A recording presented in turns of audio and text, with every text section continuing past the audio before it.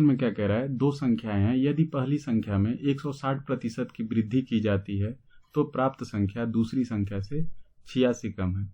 यदि पहली संख्या में 110 की वृद्धि की जाती है तो प्राप्त संख्या दूसरी संख्या से 200 कम है।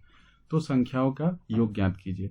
तो हम लोग सपोज करते हैं जो पहला नंबर हम लोगों के पास है, पहला नंबर कितना है 100A, ठीक है, और जो दूसरा नंबर है कितना है 100B। पहले कंडीशन में क्या कह रहा है, अगर पहली संख्या में 160% की वृद्धि की जाती है, कितना वृद्धि 160% की, तो ये कितना बन जाएगा, ये बन जाएगा 260A, ठीक है। अच्छा, ये करने के बाद क्या हो रहा है ना, जो संख्या प्राप्त हो रहा है यानी हम लोगों को मिला क्या 260 है, ये दूसरी संख्या से कितना कम है 86 कम है। दूसरी संख्या कितनी है 100B, इससे कितना कम है -86, ठीक है।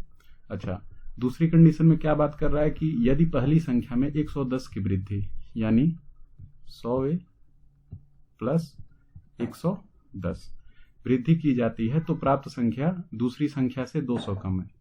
यहाँ पे दूसरी संख्या भी क्या है 100B, इससे कितना कम है 200 कम है, ठीक है। अच्छा, अब यहाँ से हम लोग A की वैल्यू निकालेंगे। 100B की वैल्यू क्या हम लोग रख सकते हैं, यहाँ पे 260 है प्लस 86, ठीक है। तो रखते हैं 100A प्लस 110, यहाँ क्या लिख सकते हैं हम लोग 260 है प्लस 86 माइनस 200, ठीक है। एक को हम लोग उधर भेज देते हैं और इसको हम लोग इधर भेज देंगे, तो ये -114 इधर आएगा तो आज क्या आ जाएगा, ये 224, और ये आ जाएगा 100 घट जाएगा तो 160A, ठीक है। अच्छा, यहाँ से A की वैल्यू हम लोग निकाल लेंगे, ये जाएगा 16 से 10 बार में, और ये जाएगा 16 कम 16, 16 चौका 64। तो यहाँ से A की वैल्यू कितनी आ गई 1.4। 100A की वैल्यू कितनी आ जाएगी 140, ठीक है।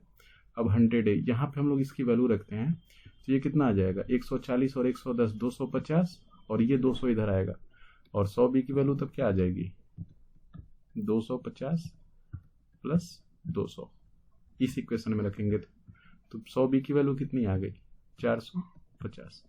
अब पूछा क्या है, संख्याओं का योग ज्ञात कीजिए। तो A हमारा कितना है 100A की वैल्यू 140 और इसकी कितनी है 450, इन दोनों को ऐड करेंगे तो आ जाएगा 590।